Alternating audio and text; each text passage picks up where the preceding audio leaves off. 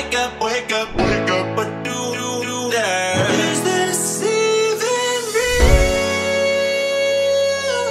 안녕하세요, 태그 홈입니다. 드디어 2021년 새해가 밝았는데요. 먼저 한 해 동안 저희 채널에 관심을 주시고 아껴주신 구독자분들께 진심으로 감사의 말씀을 드리고요. 앞으로도 계속해서 많은 관심 부탁드립니다.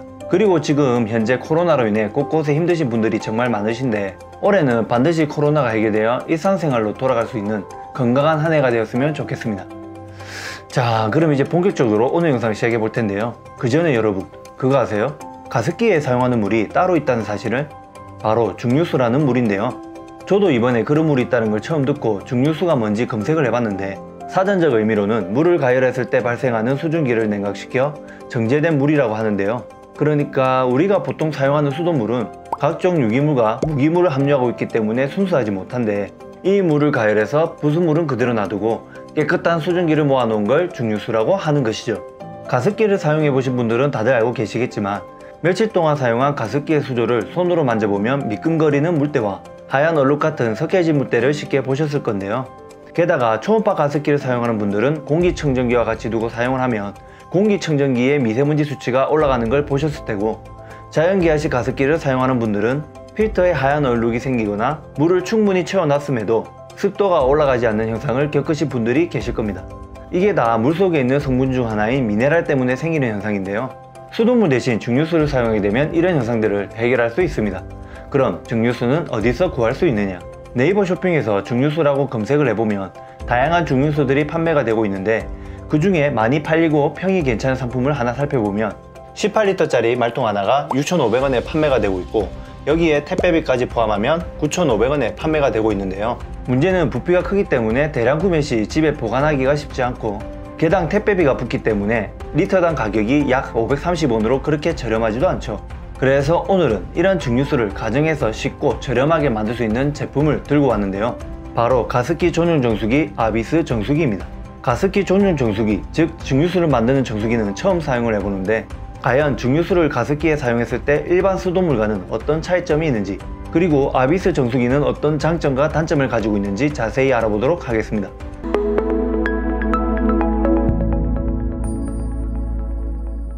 사실 언박싱이라고 하기에 민망할 정도로 제품 구성이 간단했는데, 제품 박스는 이렇게 생겼고요.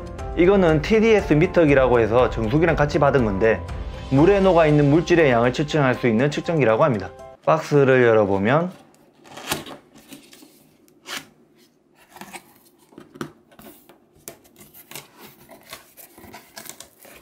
박스 안에는 기본으로 필터가 하나 들어있고,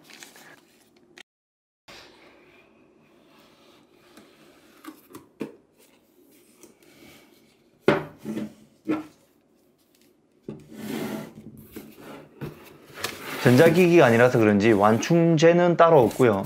그리고 간단한 설명서가 들어있고,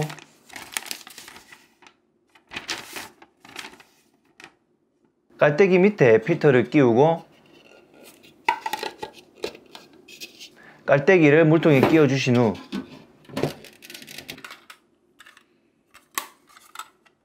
뚜껑을 닫으면 조립도. 다만 조립은 간단하지만 처음 필터를 사용할 때 혹시 모를 필터에 남아있는 불순물을 세척하고 필터를 활성해주는 과정이 필요한데, 필터의 수명이 다 되어 새 필터를 교체할 때에도 번거롭지만 이 활성화 과정은 꼭 반복해 주셔야 합니다. 디자인을 먼저 살펴보면, 정수기를 보자마자 어라? 어디서 많이 본 것 같은데? 라고 생각하신 분들이 분명히 계실 거예요. 이미 시중에 많이 판매되고 있는 유명한 브리타 정수기와 모양과 구조가 거의 비슷한데요. 와, 이 정도면 거의 뭐 부끄러운 줄 알아야지. 제품 크기는 가로 147, 세로 255, 높이 263, 물통 용량은 3.5리터로 크기도 거의 똑같은데요. 전체적인 제품 재질은 ABS 플라스틱 소재로 되어 있고, 다만 브리타 정수기랑 다른 점을 찾자면, 브리타 정수기는 물통이 밋밋한 반면 아비스 정수기는 물결 모양의 무늬가 있는 정도?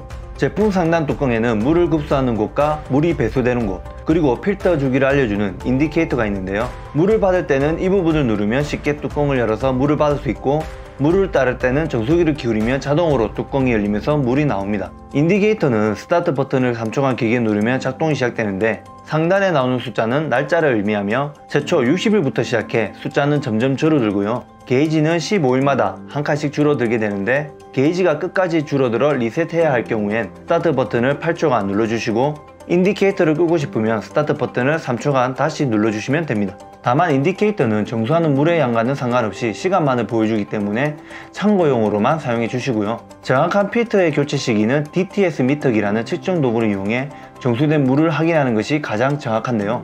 2주 정도 사용 후 미터기로 측정해서 수치가 50에서 70ppm 정도가 나오면 필터를 교체해 주시면 됩니다. TDS 미터기는 아비스 정수기 구매 시 옵션에서 6,300원에 구매할 수 있는데요. 따로 TDS 미터기가 없는 분들을 위한 팁을 드리면 필터 하나당 50리터의 물을 정수할 수 있다고 하니 평균 하루 3리터씩 사용한다 가정하면 약 15일 정도 사용이 가능하고 인디케이터 게이지 한 칸이 15일을 나타내니 게이지 한 칸이 떨어지면 그때 필터를 교체해 주시면 되고요. 그리고 만약 초음파 가습기를 사용하시는 분들은 공기청정기의 미세먼지 수치를 보고 확인하는 방법도 있습니다. 그럼 실제 아비스 정수기가 얼마나 미네랄을 잘 제거해주는지 확인해 봐야겠죠. 각 컵에 수돗물, 일반 정수기물, 아비스 정수기물을 채운 후 TDS 미터기로 측정해 봤는데요. 일반 수돗물은 88ppm, 정수기물도 88ppm, 아비스 정수기물은 9ppm으로 아비스 정수기가 미네랄 뿐만 아니라 물 안의 불순물을 확실히 제거해 주는 걸 볼 수 있습니다. 그렇다면 실제 중류수를 가습기에 사용했을 때 어떤 차이점이 있는지도 알아봐야겠죠. 얼마 전 새로 구입한 미러 초음파 가습기에 수돗물과 중류수를 각각 넣은 후 3일 동안 사용해보고 어떤 차이점이 있는지 비교를 해봤는데요. 먼저 수조에 어떤 차이가 있는지 확인해보니 의외로 둘 다 손으로 만져봤을 때 미끌거림의 차이를 느끼기 힘들었고 석회가루도 별반 차이가 없는 것 같았습니다. 아마 이건 미러 가습기의 UVC 램프로 인한 살균 효과 때문이지 않을까 싶어 이번엔 일반 컵에 수돗물과 중류수물을 각각 담아두고 3일 동안 방치해봤는데요. 이건 일반 물이고 이건 중류수인데 그냥 보기만 해도 차이가 나는 게 보이시죠? 그리고 미끈거리는 물때는 일반 물이 더 심함을 느낄 수 있었고 영상에 잘 담기진 않았지만 일반 물에서 희미하게 석회지 가루를 볼 수 있는 반면 중류수물에선 석회지 가루를 볼 수 없었습니다. 또한 가습기에서 나오는 미세먼지도 확실하게 차이가 났는데요. 먼저 일반 물을 채운 미러 초음파 가습기를 작동시키면 이 정도, 다음 증류수를 사용한 가습기를 작동시키면 이 정도로 증류수를 사용한 가습기의 미세먼지 수치가 더 좋음을 알 수 있습니다. 다음은 자연기화식 가습기인 발뮤다 가습기에 일반 물과 증류수를 각각 넣은 후 일주일 동안 사용해보고 비교를 해봤는데 미러 가습기와 마찬가지 수조의 물때를 손과 육안으로 비교했을 시 별반 차이를 느끼지 못했으며 필터의 경우엔 녹색으로 변색되는 정도도 비슷했고 필터에서 나는 특유의 물비린내 같은 냄새도 거의 비슷했는데요.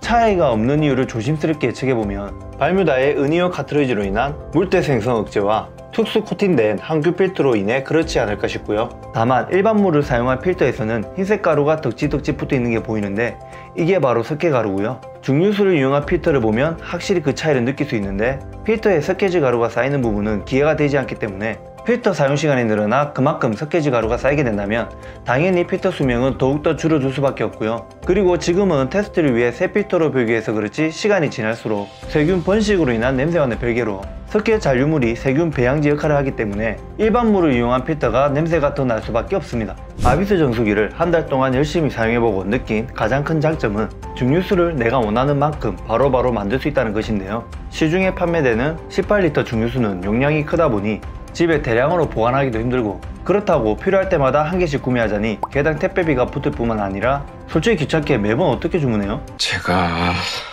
호구로 보이십니까? 그리고 18리터 증류수를 구매하는 것보다 아비스 정수기를 이용하는 게 비용이 더 저렴한데요. 현재 아비스 정수기 구매 사이트에서 필터를 2개 묶음으로 14,800원 무료 배송으로 판매를 하고 있는데 필터 한 개당 50리터의 물을 정할 수 있으니 리터당 가격이 148원으로 리터당 가격이 약 530원으로 판매가 되고 있는 증류수에 비해 약 3배 이상 저렴합니다.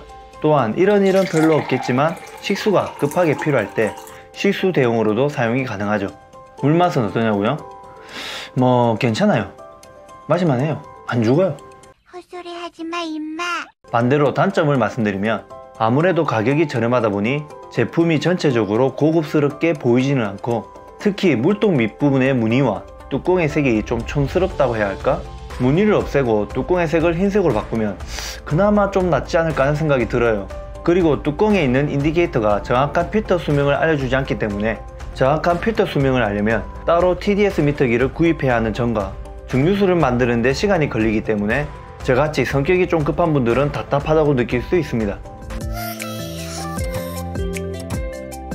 실제 우리나라 환경부나 미국 EPA, 미국 가습기 제조사들은 가습기 물을 증류수로 사용할 것을 권장하고 있는데요. 꼭 이런 사실이 아니더라도 증류수를 사용하면 수조에 생기는 물때를 억제할 수 있고 초음파 가습기의 미세먼지 수치를 억제할 수 있으며 자연기화식 가습기의 필터 수명을 늘릴 수 있기 때문에 일반 물보다는 증류수를 사용하시는 게 건강을 위해서라도 좋다고 생각됩니다.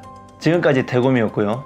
오늘 영상이 도움이 되셨다면 구독, 좋아요, 알림 설정을 부탁드리겠습니다. 궁금하신 점은 댓글로 남겨주시고요. 저는 또 다른 영상으로 찾아뵙겠습니다. 감사합니다.